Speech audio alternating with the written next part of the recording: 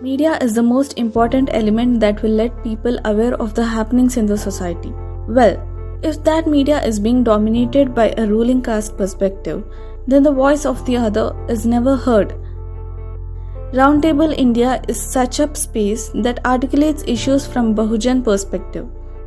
Started in early 2009 by Anu Ramdas, Bhanu Pratap Singh and Kufir Nalgundwar, with the idea that there should be a media portal of our own, since the hegemonic state deliberately erased Bahujan issues. There was always a felt need that there should be a portal, a media space of our own.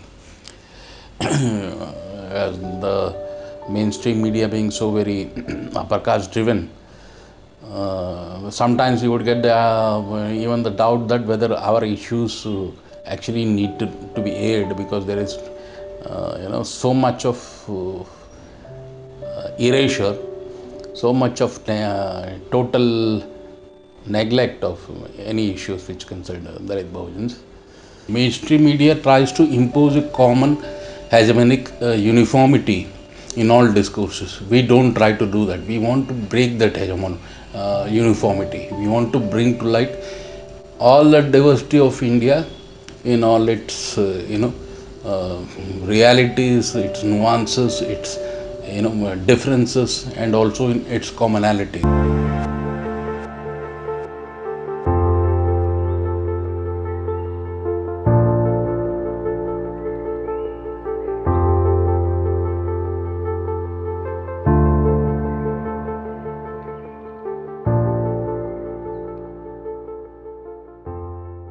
The right to express. It's a very basic, very elemental need for humans to communicate, to read, to write, to interact, to listen to each other. But what happens in the caste society is that this right is considered, has been sanctioned. Majority of the society are not allowed. There are conditions for their rights to read or write. Roundtable India, my idea was formed around the time this blogging in Indian internet had matured to an extent. There have been 4 or 5 years since the blogs had started, around 2004, 2003. Large part of my understanding of the contemporary society and the politics and other relevant issues that concerned me at that point of time was largely influenced by what I read on Roundtable India. I think it was started around January 2009, but by mid 2009 we had started posting articles and all. And it was mostly aggregated stuff, articles from elsewhere, the mainstream media or some other journals. When it comes to the media, we can see the media is completely encroached by very few people in this country. We couldn't be a total news portal, but we would be an information portal where opinion and analysis and commentary would play a major role. Media in our country, especially the mainstream media, pays a deaf ear to the issues faced by the Bahujans. In times like this, we need a strong voice to represent the issues and their perspective.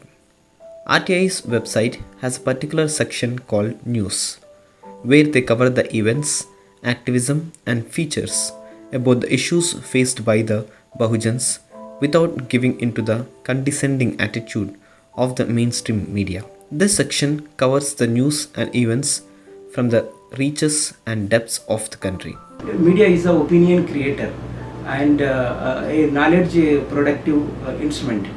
So that is captured by the privileged and people who are do not aware of the ground realities are managing the media houses. If you look at mainstream media, it has been called mainstream media because it has been historically being a kind of discourse which is dominated and hegemonized by of course upper caste and upper class groups. Roundtable India is a volunteered space where we recognize the history of marginalized communities not being allowed to have their own media or be part of the mainstream media. So their views, their politics, their history is always in the hands of someone else. So over here they take ownership and they create their own histories, they comment on their politics, they decide the discourse and the narrative. And the whole thing is done on a volunteer basis.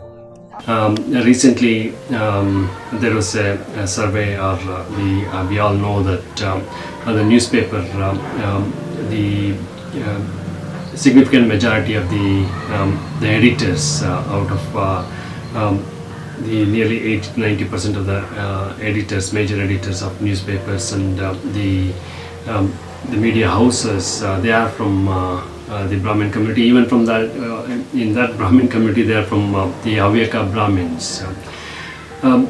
So when the situation is like that, the entry of the non-Brahminical into this world, editorial world, or the decision-making world is the poor. So that's when we see the importance of the spaces like Roundtable India, where the Dalit Bahujan representation is there, and then we see the not just the mainstream media when it is the Brahminical narrative. We see the narrative of the grassroots on spaces like Roundtable India. When it comes to changing things in the present, it's important that we need to have a knowledge of the past. Roundtable India and its specific history section covers many things from the sayings of Buddha to Baba Sahib Dr. B.R. Ambedkar. The whole section is divided into 4 categories.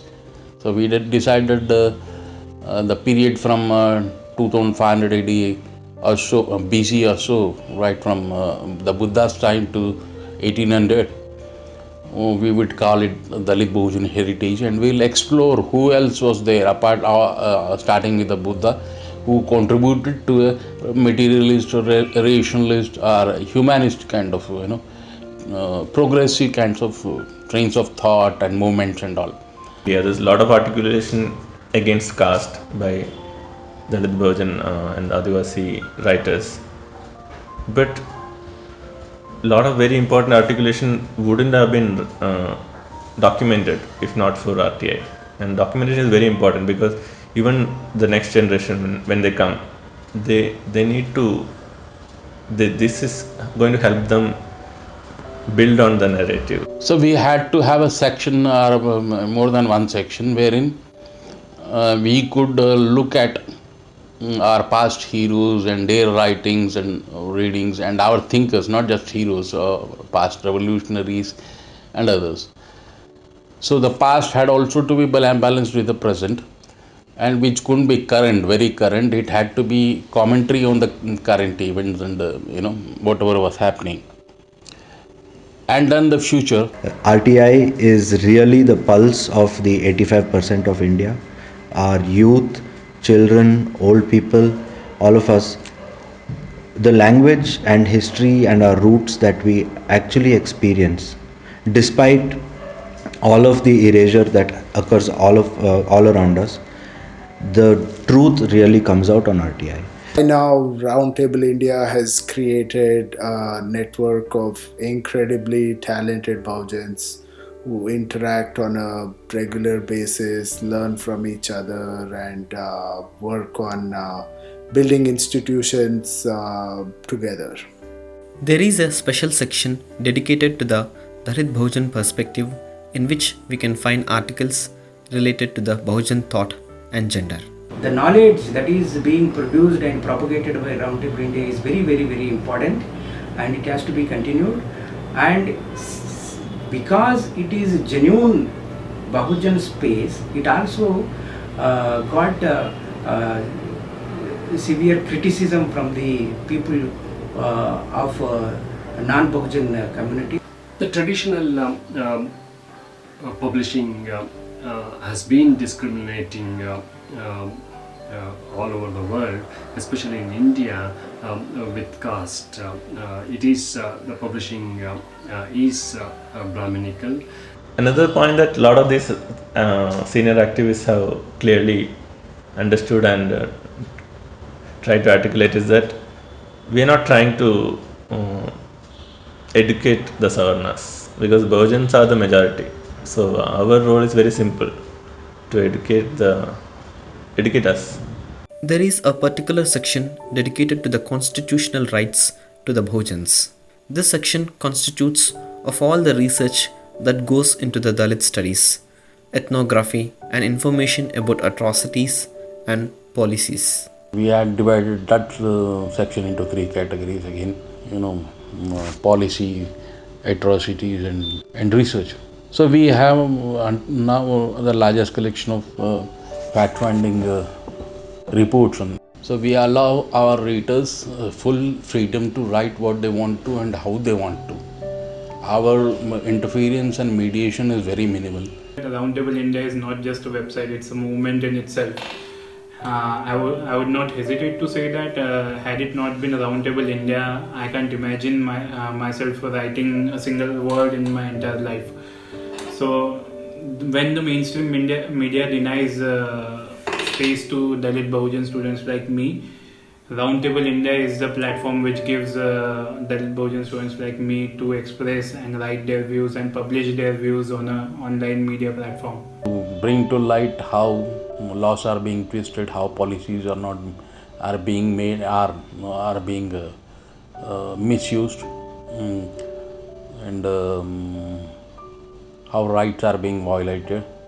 There were a lot of friends who were full-time activists, and there were others researchers who took an interest in activism. I think it is a very significant literary movement in many ways.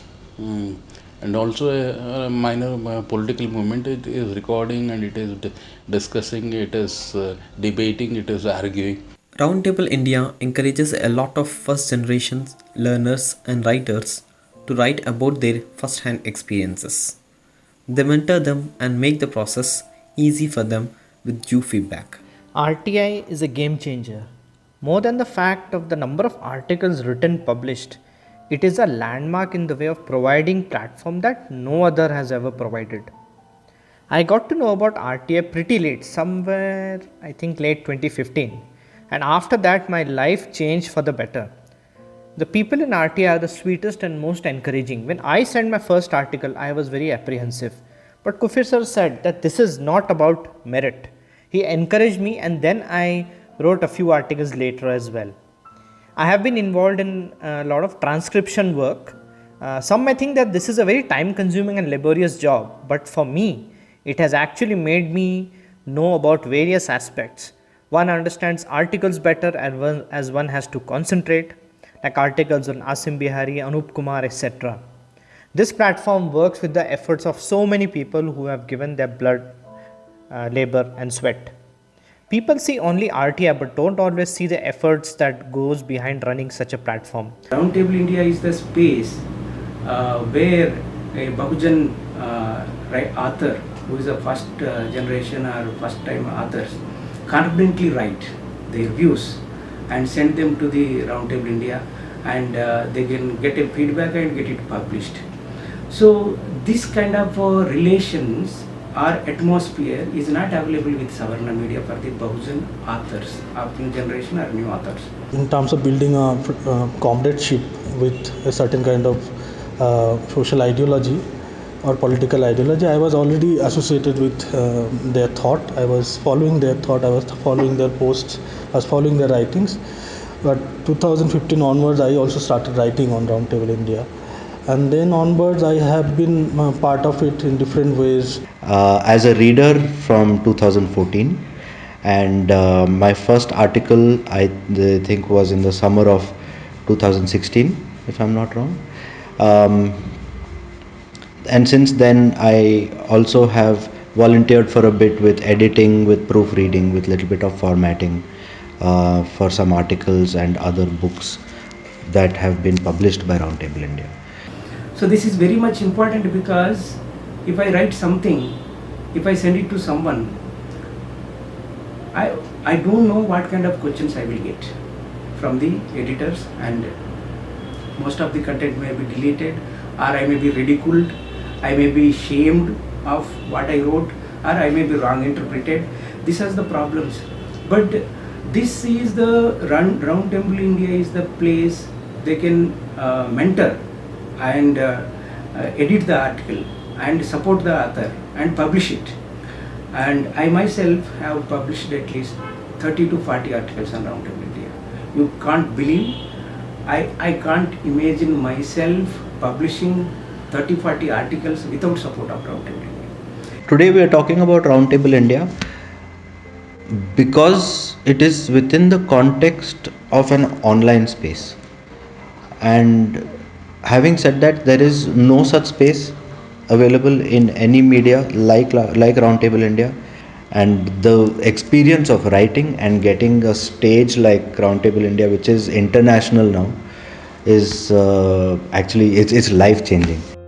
Roundtable India for me is a space which I feel I belong to, where my views are valued and respected, where I can go beyond the obvious binaries, explore and learn. We launched Roundtable India Marathi, and I feel extremely happy to be the editor for its Marathi version, as I believe major articulations are found in regional languages and offer immense learning. RTI's publishing in different languages is an effort to accelerate that process. The very reason I could think of writing or expressing myself in words is because of RTI, or rather Savari, where I first published a poem of mine, penning my experience in the fieldwork. RTI has not only taught me, but rather has helped me realize there were so many things I needed to unlearn, and this goes on. RTI is publishing articles and content from the reaches and depths of India, where mainstream media could not possibly think of going. There are translations of articles to regional languages from English and vice versa, which is making the website accessible to all the vernacular language speaking people and the content in the vernacular to the English language speaking readers. After I joined Hyderabad Central University and then became a member of Bahujan Students Front, I was introduced to Roundtable India by other members of Bahujan Students Front, and I came across their most inspiring efforts to provide an autonomous platform to Bahujan history and voices. Besides being inspirational, the other important thing that RTI has done for me is give me a community whose ideas I share and understand, and that is important for me. Coming from a region whose history and culture is mostly separate, RTI's team and also the contributors and their ideas made me feel at home even when I was away from home. So yes, Jai Bhim to them, and my best wishes to Roundtable India. The caravan continues. And Roundtable also had, there was also Shared Mirror, which was publishing poetry and mostly poetry from Dalit Bahujan and Adivasi poets, and that was also very interesting. They had that was also an introduction for me, because I have not read much of such poetry, and there were some very hard-hitting poems which are translated in Shared Mirror. So now that it is published in Hindi and Marathi and Kannada also, so I can think of a lot of translators in Kannada, in Hindi and Marathi were working, and sometimes Urdu. We have translated work from almost all Indian languages, major Indian languages, Tamil to Malayalam to Telugu to Marathi and Punjabi and and Odia also, and Bangla. And we also have the literary site wherein the poetry in translation from Dalit Bahujan sections in 11 languages is found, and some original poetry also. 11 Indian languages, that must be the largest collection of Dalit Bahujan poetry. We have some stats, second most important geography for us, for readers geography for us is the US and then Europe. There are a lot of readers in the US also. I mean, after India, whatever capital is involved is pooled from personal savings. It can't be seen as capital in the sense of something created to make a profit. By publishing so many Bahujan voices on so many different topics, it has set the frames of our understanding of social reality across India. And these frames have a vitality and insightful quality because they emerge organically from the lived experiences of Bahujans, and because they are informed by a philosophical tradition with its own historical icons and movements. Behind this website and their carefully curated content, there is a team and a lot of effort they are putting in constantly to make the voice of the unheard reach you. What RTI has done is to build a community of not only voracious readers but also of great writers. A community of thinking and unlearning beings. More than what I have learned through reading RTI, I would say I have unlearned many things. The Brahmins could never become an honest intellectual class, as Baba Sahib mentioned in AOC.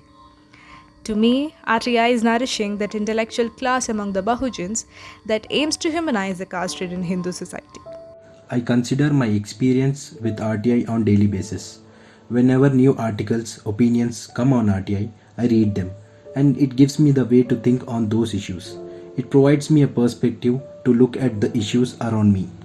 I can tell that I have not known any other Bahujan platforms as RTI. When I first encountered RTI, I felt like, yes, this platform is publishing thoughts, essays, opinions that matter to us.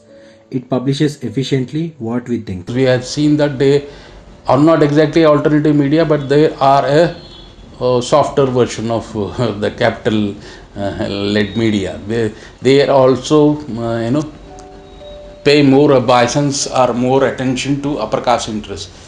It's like the corporate social responsibility wings of big corporates, where the big corporate exploit and a corporate CSR wing of that particular corporate tries to make the blow softer by paying something to the victims.